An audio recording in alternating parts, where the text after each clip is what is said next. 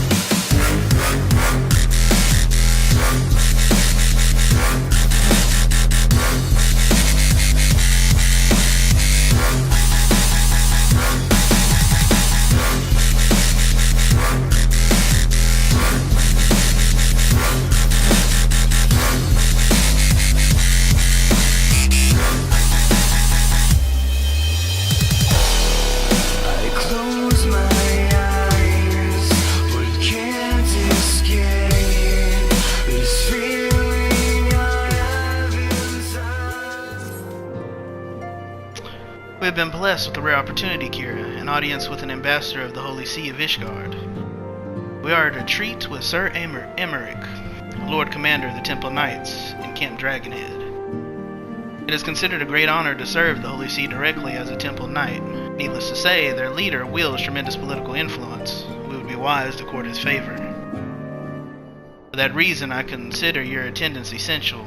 If Sir Emmerich wishes to meet the woman behind the legend, I would not deny him the pleasure of your company. The antecedent should see the wisdom in this plan when you request her permission to accompany me to Kurthus. Mayhap you feel this to be a waste of your talents, which could doubtless be put to nobler use. If so, I should remind you that more good can be accomplished with the stroke of a pen than the thrust of a sword.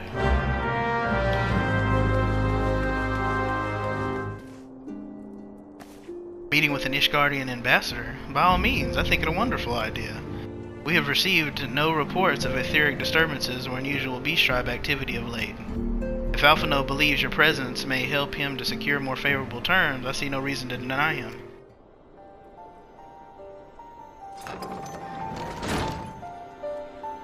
Antecedent, I take it Kira has explained the situation? She has. Yet welcome though these overtures are, I cannot help but wonder what prompted them. The Ishgardians have spurned all contact with the other city-states for decades. Why reach out now? Would that I knew. The question of their motives is one to which I have given no small amount of thought. Alas, I know no more than is generally known.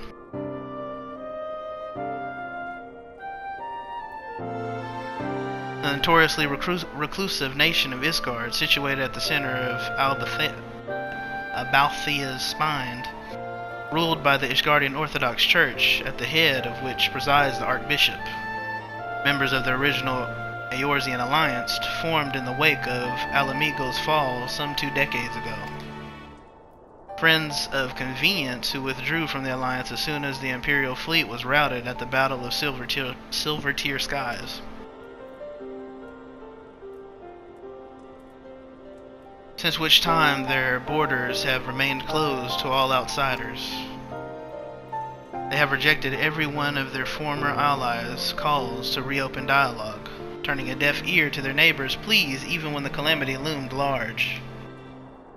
And on the fields of Cartano, where the brave men and women laid down their lives in defense of the realm, their banners were conspicuously absent.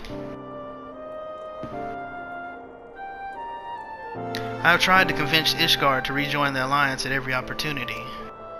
I have explained over and over again that unless Eorzean stands united, we cannot hope to preserve our freedom.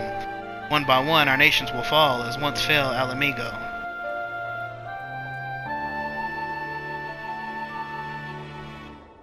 And what have mine efforts yielded? Why not? Surely this can be considered a step in the right direction. I should hope so. Rather than the lowly messengers we have been fobbed off with in the past, this time we shall meet with a man of genuine influence. Of course, I am not so naive as to think that they come to us out of the goodness of their hearts. We have something they desire, though I have yet to find out what. But such is the nature of diplomacy. They will bring their agendas to the negotiating table. So will I, along with a handful of incontrovertible truths. The Empire will soon be at our doorstep once more. Indeed, you may be assured that I will expound upon this point and others. Let us depart for Camp Dragonhead, Kira. Our old friend, Lord Haunchfont, is expecting us. Since our quest to recover the Enterprise, I understand you have further ingratiated yourself with the man. Excellent work. His fondness may prove useful to our cause.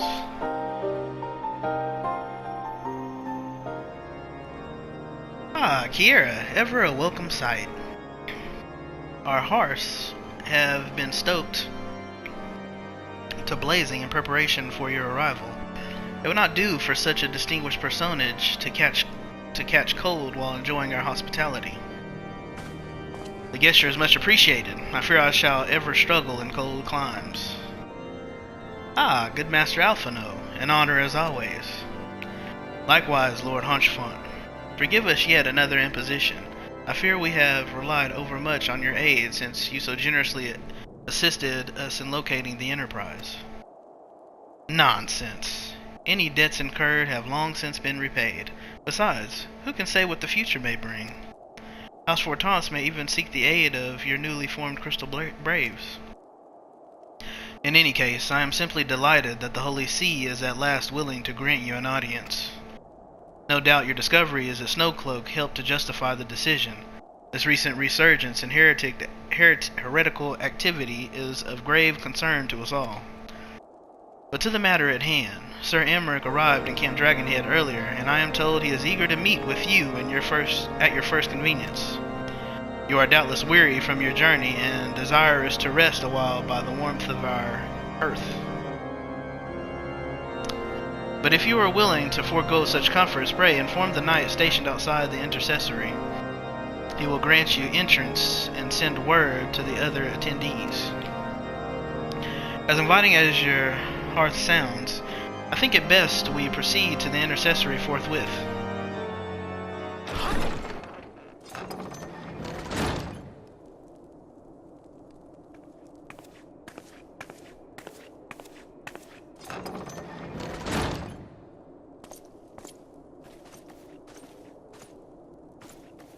Have faith, my friend. You need only state your case with confidence and clarity.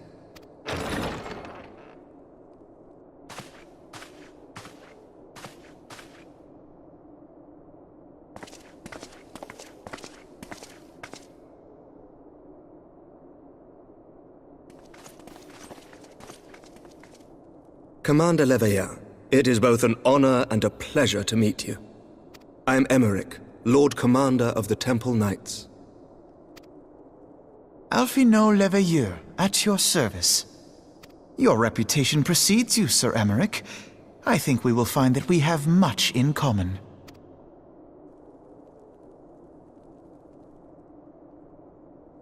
Speaking of reputations, yours towers over us all. Does it not? It does indeed, Lord Commander.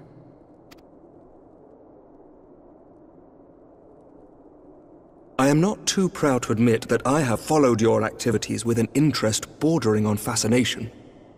Full glad was I to learn that you would be joining us. Now then, shall we begin?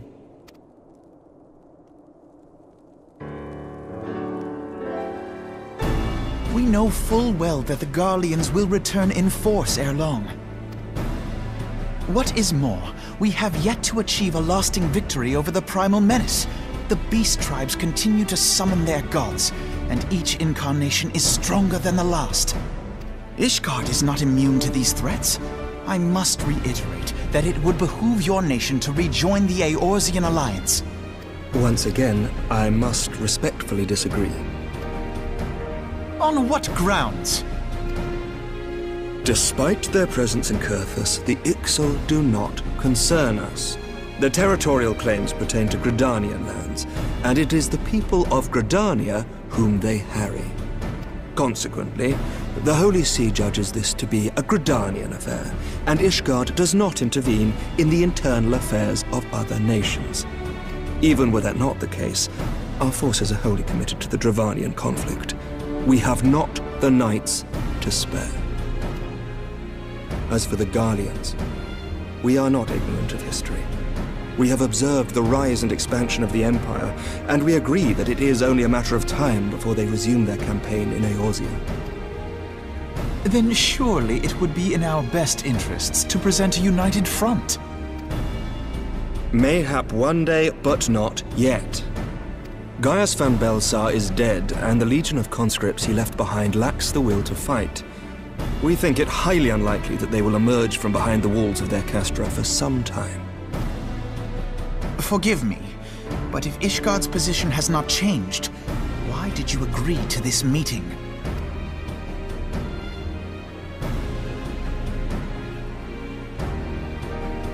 It was not only as a representative of Ishgard that I came here. Pardon?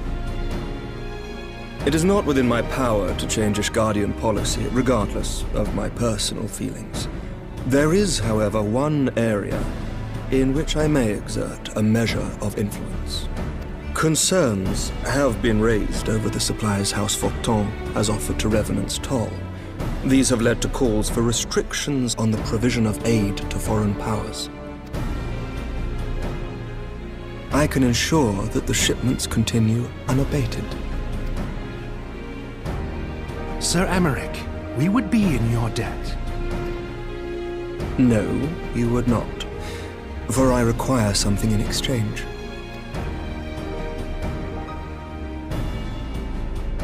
Of late, there has been a flurry of Dravanian activity, the purpose of which was not immediately clear. However, our astrologians have since observed alarming changes in the heavens. The dragon star waxes unnaturally bright, and there are whispers that it portends the resurrection of Midgard-Sorma. The fallen guardian of Silvertear Falls? That's absurd.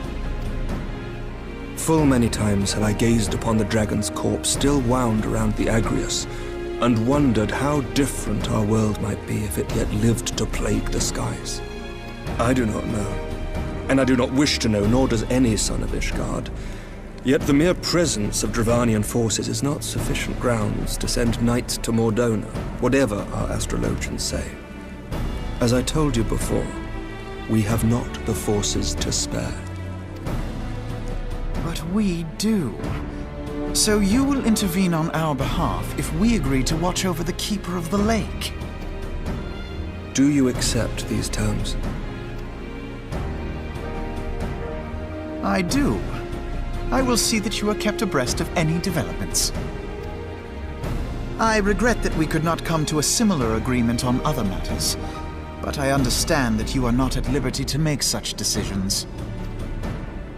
Nevertheless, I hope that what we have accomplished here today will serve to demonstrate to your countrymen that we can work together towards a common goal.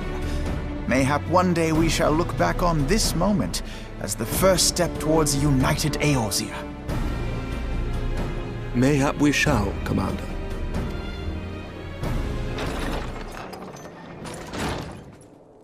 What is the meaning of this? The caravan, my lord. It's been attacked. It was Iceheart, my lord. What? By the Fury! All our precautions were for naught?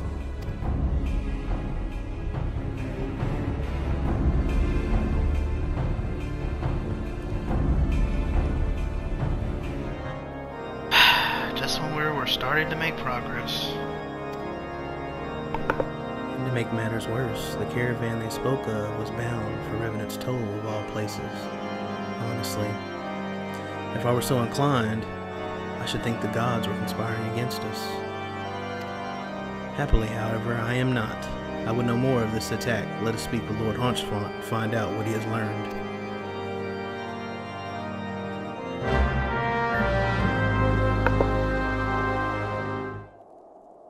My sincerest apologies for the interruption, my friends, but the situation is such that we must act swiftly. If you would be so kind as to elaborate. Isart's heretics fell upon the caravan bound for Revenant's Toll as it was passing through Boulders Down. 'Twas an ambush, swift and ruthless. In an instant every knight was slain, every crate seized. Then, as quickly as they had appeared, they were gone. 'Twould be an impossible feat without knowledge of the route, knowledge to which only a select few are privy, I presume.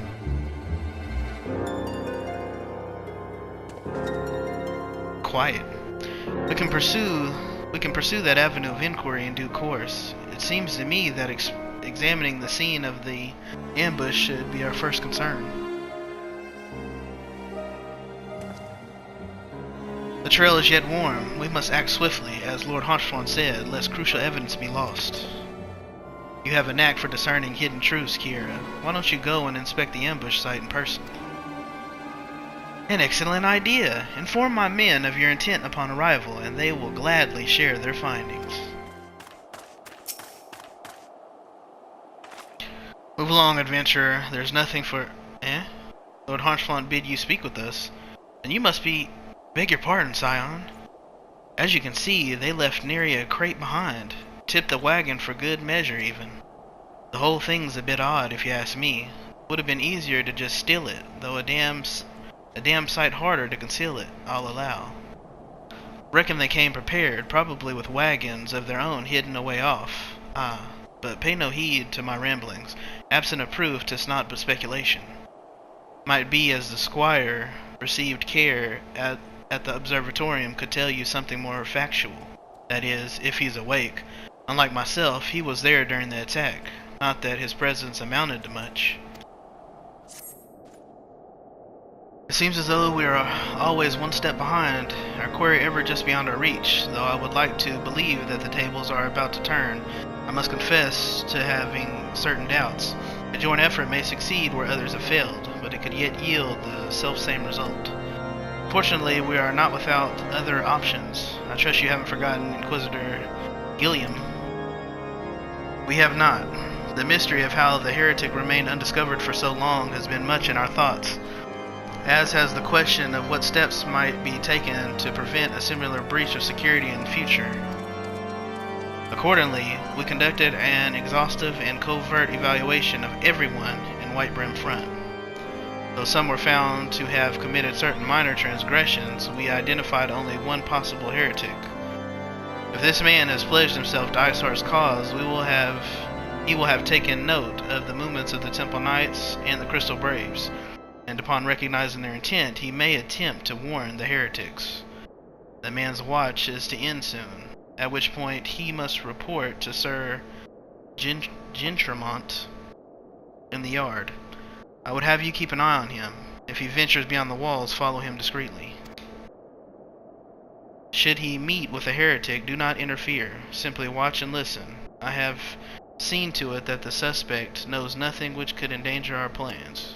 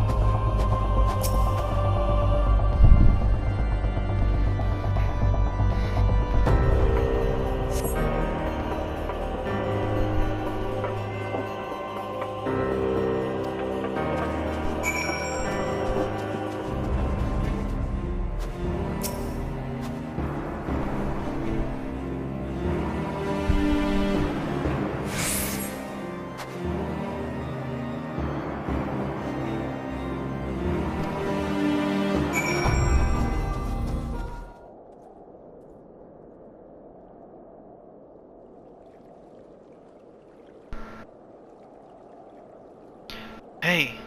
Hey! Where in the seven hells are you? I'm freezing my bullocks off here.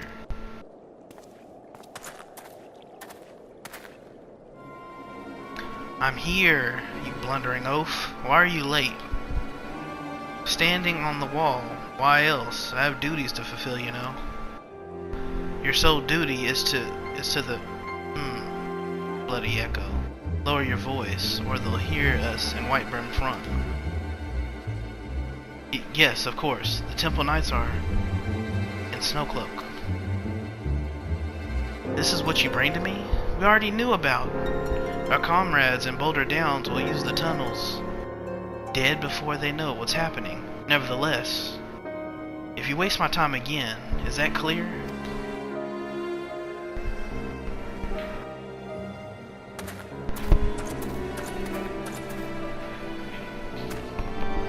Well, did your investigation bear fruit?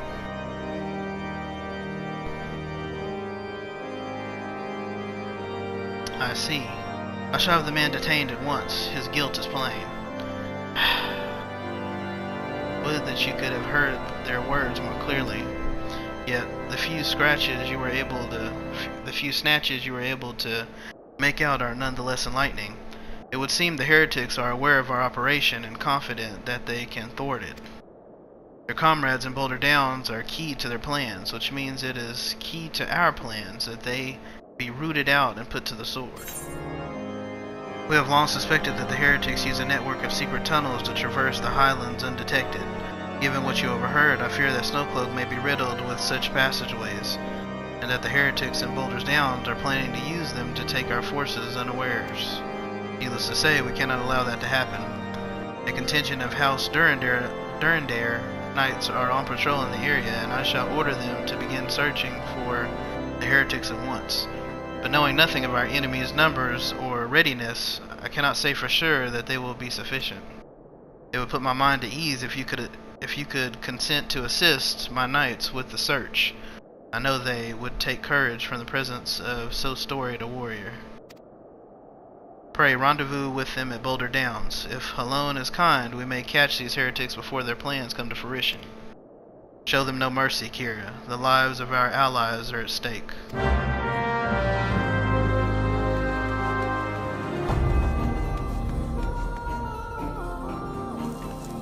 Kira, this is a welcome surprise. Perhaps the only one thus far. As you can see, we have yet to uncover any hidden... You have my gratitude. Truth be told, we suspected the heretics might be plotting such an attack. Now that we have confirmation, I shall place my knights on high alert. Has Commander Levier been informed? The Braves must be made aware.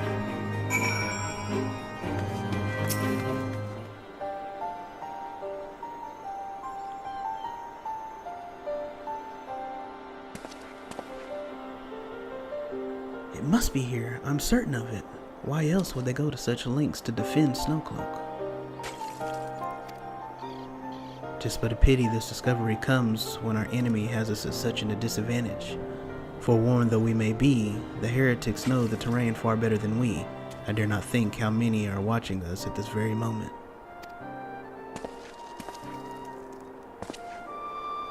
Confound it. This is all wrong. Isar has us scrambling to save our own skin, when we should rightly be straining every sinew to find her and stop this damnable summoning. There she is.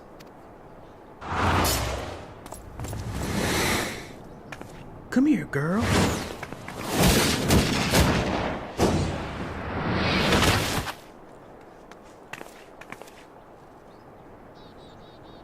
That was close. They didn't hurt you, did they? Only my pride, Ida. There will be others nearby who must see that they are given a similarly warm welcome. Commander Levier.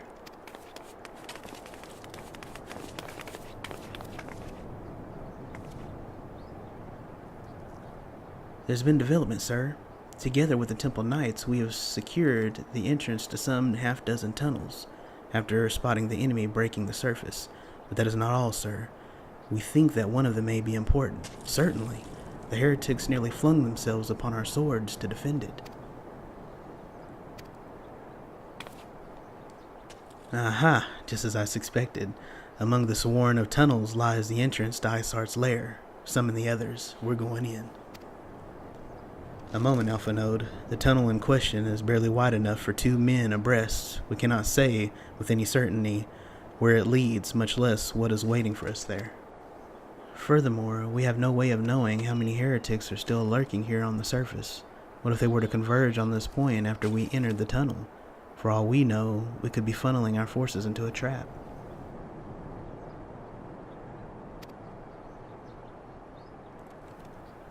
I take your point. If the tunnel is indeed as narrow as you say, greater numbers would be more of a hindrance than a help.